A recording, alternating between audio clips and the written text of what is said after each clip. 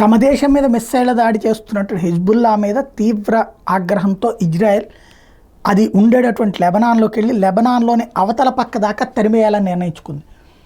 Britain, America కూడా సహకరించడానికి సిద్ధపడ్డాయి. ఆ దగ్గరలోకి ఇప్పటికే యుద్ధ నౌకలు వచ్చి ఉన్నాయి, కానీ పూర్తి సహాయం చేయట్లేదు. ప్రస్తుతం అయితే ఇజ్రాయెల్ వెళ్ళి దాడులు చేస్తోంది. ఈ దశలో హిజ్బుల్లా లెబనాన్ నుంచి పెద్ద ఎత్తున మిస్సైళ్లతో విరుచుకుపడింది. ఏకకాలంలో 200 మిస్సైళ్లు, డ్రోన్లు కలిపి దాడి చేసింది అన్నటువంటి చెప్పుకున్నాం.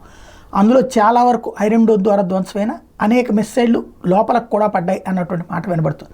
ఇప్పుడు హిజ్బుల్లా ఆ విషయాన్ని ధృవీకరిస్తూ మా దాడులలో ఇజ్రాయెల్ చాలా పెద్ద ఎత్తున నష్టపోయింది, రాబోయే దశాబ్దాల దాకా కోలుకోలేనంత దెబ్బతింది, కానీ బయట పెట్టట్లేదు, భయపడుతున్నది.